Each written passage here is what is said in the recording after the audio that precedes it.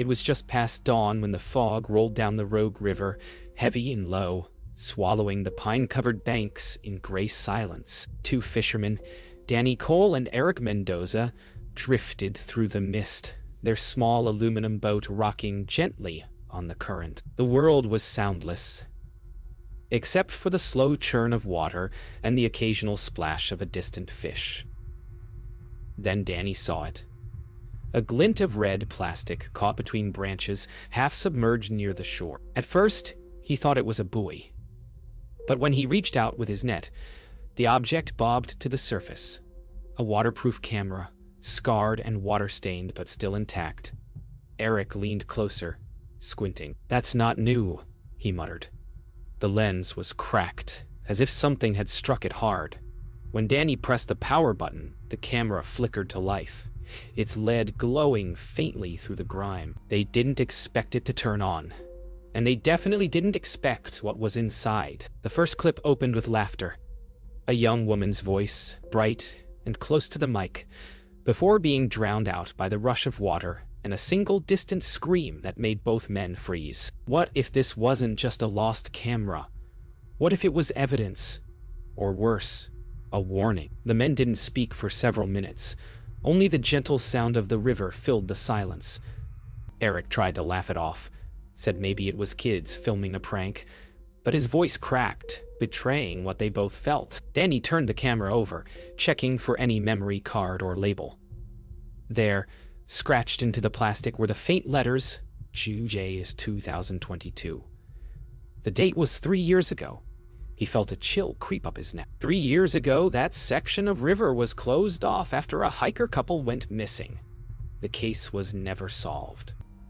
Danny set the camera down slowly. "Eric," he whispered, "what if this belonged to them?" They decided to dock early. Curiosity, overwhelming fear. The small wooden pier near the town of Silver Ben creaked beneath their boots as they carried the dripping camera to Danny's truck. Every sound, the splash of an oar, a bird's cry, felt amplified. Eric kept glancing back at the river as though something might emerge. The fog didn't lift, it just followed them inland, slow and deliberate, like breath from something unseen. Back at Danny's cabin, the camera rested on the wooden table beside a steaming mug of coffee. The two men watched the first clip again. The same laughter, the same distorted rush of water. But this time, they noticed something new. In the background, behind the couple, a shape moved through the trees. Barely visible, human-sized, but not quite human. The frame froze on a pale face between branches, too still, too symmetrical. Danny leaned in. "Rewind that." Danny muted the video. Silence filled the room. The air seemed to thicken, pressing in on them. Eric finally stood, pacing near the window. "That thing," he whispered. "It was looking right at them." Danny didn't answer. The clock ticked faintly.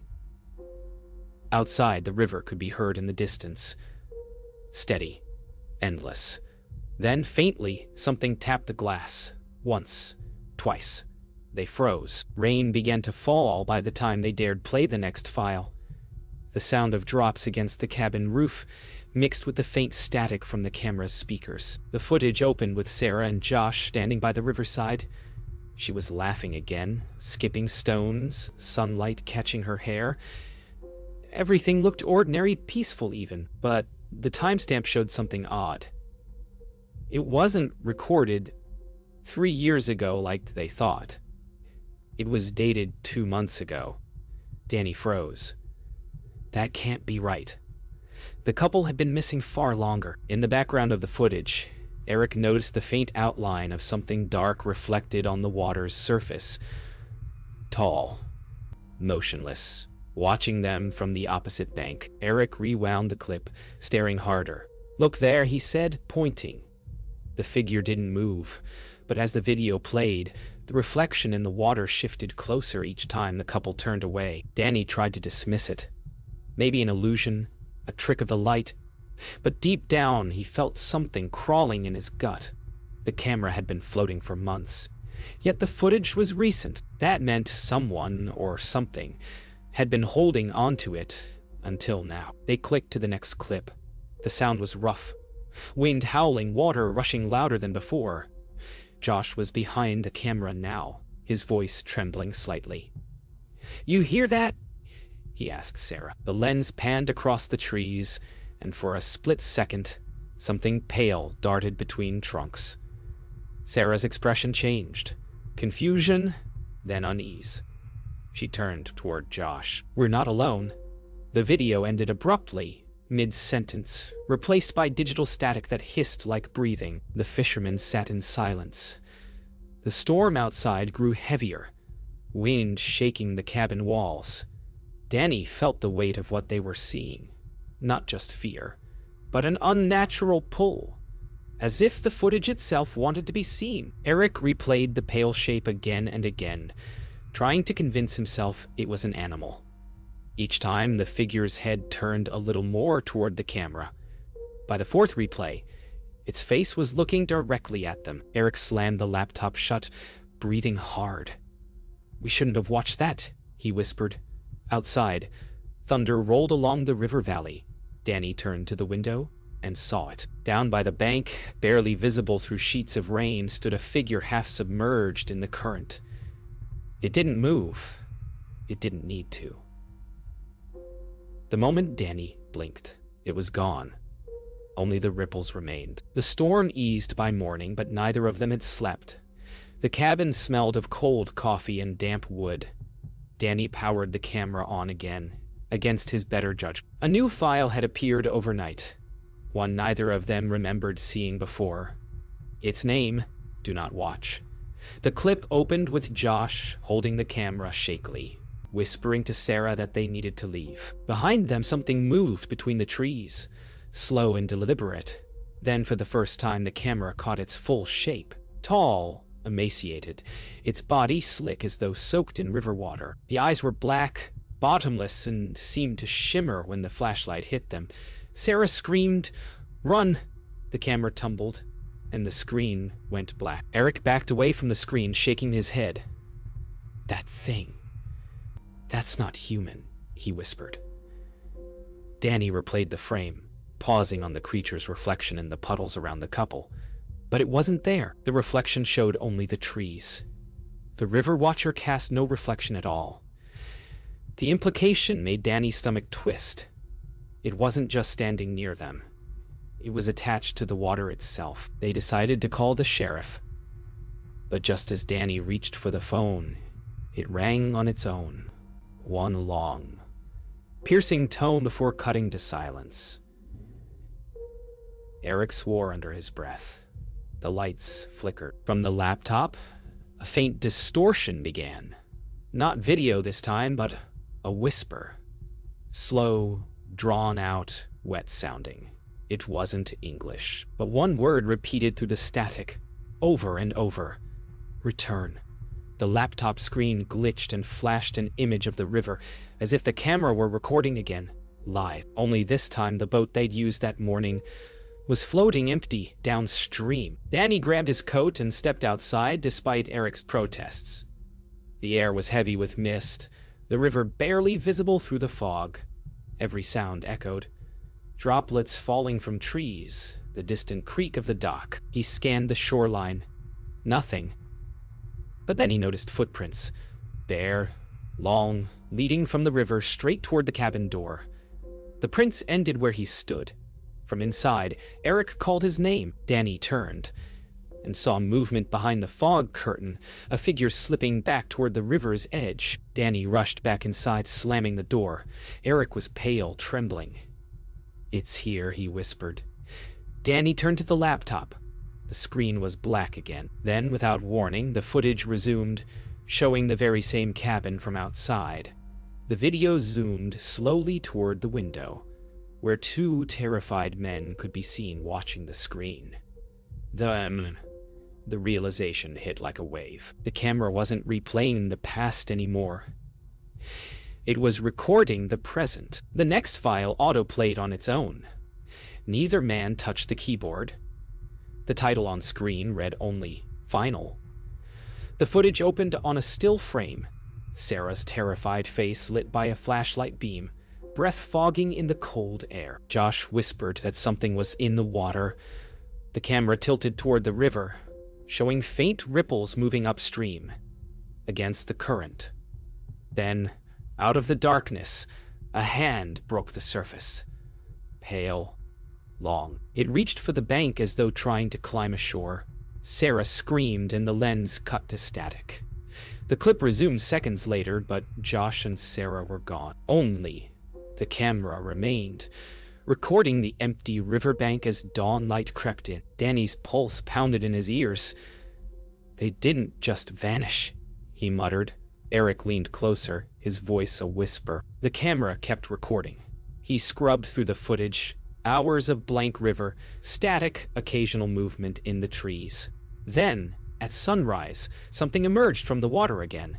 It wasn't human anymore. The body was distorted, spine arched unnaturally, movements jerky like a puppet. The face was Sarah's, but pale and lifeless, eyes open and glowing faintly blue. Eric stumbled back from the table, knocking over his chair. "It's her! She's E!" He couldn't finish. Danny stared at the face on screen, watching as it turned slowly toward the camera. Then, impossibly, the image seemed to flicker beyond the laptop. A reflection of that same face forming in the cabin window. The temperature dropped suddenly. Their breath came out white. Danny whispered, "It's not showing us what happened. It's showing us what's coming." Lightning flashed outside and the laptop died. The sudden silence was unbearable. Eric grabbed a flashlight and bolted toward the door, shouting that he couldn't breathe in there. Danny followed, rain pouring in sheets as they stumbled toward the riverbank. The water churned violently, brighter than it should have been under the storm. Then, just below the surface, Danny saw the faint red glimmer of the same camera light. It was back where they found it. Danny reached into the freezing current. His fingers brushed something metallic, the camera, somehow whole again. He pulled it out, trembling. Behind him, Eric's voice broke through the storm. "Danny, don't look at it." But it was too late. The screen lit up on its own, showing a live image of Danny standing by the river, holding the camera from a viewpoint just behind him. He turned, expecting to see Eric. No one was there. By morning, the storm had passed. The river looked calm again, as if nothing had happened. Danny and Eric drove straight to the Silver Bend Sheriff's Station, the red camera sealed inside a plastic bag. Sheriff Mason, a gray-haired man with more years than patience, listened quietly as they told their story. He looked skeptical until he saw the footage himself. Then his face changed, not disbelief, but recognition. "That's the same riverbank where we found their car," he said quietly. 3 years ago. He took the camera, promising to send it to state investigators. But later that afternoon, when Danny returned to check on it, the sheriff's office was closed, and the camera was gone. That night, Danny dreamed of water. Endless black water, whispering his name. When he woke, he was soaked in sweat, his phone buzzing with a voicemail from Eric. The message was nearly all static, but buried in the noise was Eric's voice. "Don't come to the river. It's in the reflection." Then, silence. Danny's heart raced. He threw on his jacket and headed out into the dark, gravel crunching beneath his boots as fog gathered along the road. He reached Eric's cabin near the southern bend of the river, but the door hung open, creaking.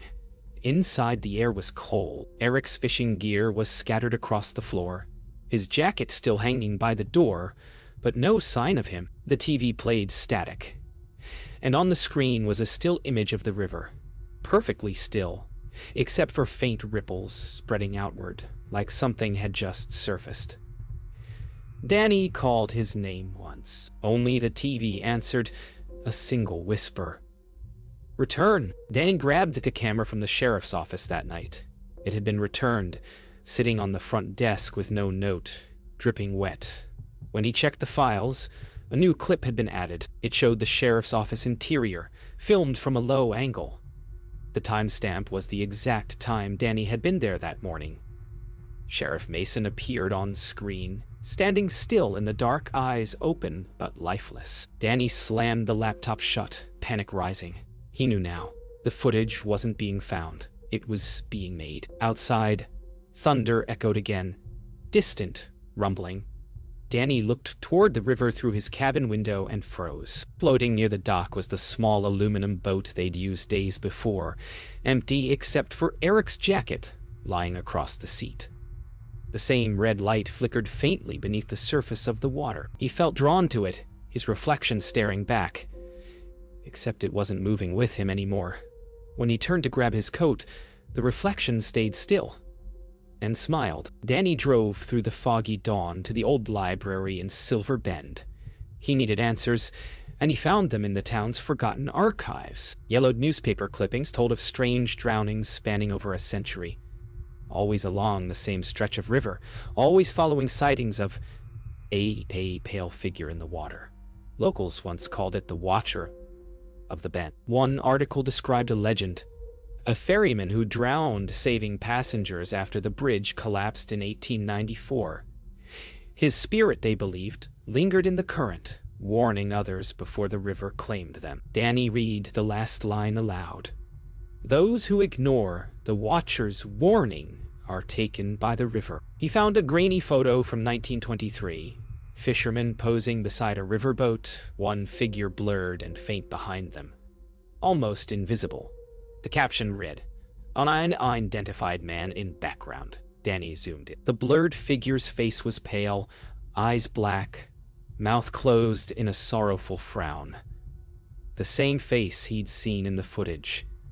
The River Watcher had been appearing for generations. The realization struck him. Maybe it wasn't hunting anyone. Maybe it was warning them. Appearing before each drowning, trying to stop what was coming. Danny left the library, rain starting again as the town disappeared into gray haze. His thoughts raced. If the Watcher was a warning, what was it trying to stop? The answer came as a distant sound. Sirens. He ran toward the river, where flashing lights painted the fog red and blue. Sheriff deputies stood by the dock. The boat had washed ashore downstream. Inside, they found Eric's phone, still recording. The video showed the surface of the river, rippling gently, then something massive moving beneath. The deputies let Danny watch the footage on Eric's phone. It showed him standing by the river 2 nights ago, holding the red camera. But this time, the camera view panned slightly to the side, revealing the reflection of the Watcher standing behind him, its hand resting lightly on his shoulder. The creature wasn't attacking. It looked almost sorrowful, as if trying to guide him away from the water. Danny whispered, "It's not hunting us. It's warning us." That night, Danny returned to his cabin. He placed the camera on the table, rainwater still dripping from his coat. He spoke quietly into the lens, voice trembling. "If you're trying to warn us, tell me how." The LED blinked once, then twice. Then the camera turned on by itself. The video feed showed the river. But this time, the water was rising, spilling over its banks. Danny looked out the window. The same was happening outside. The river had come alive. The next morning, no one saw Danny at the docks. His truck was found parked beside the river, driver's door open, keys still in the ignition. Inside his cabin, deputies discovered the camera sitting on the table, its red light blinking steadily.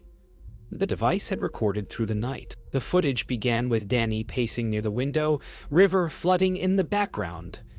He spoke softly, almost pleading. "Tell me what you want." The room darkened.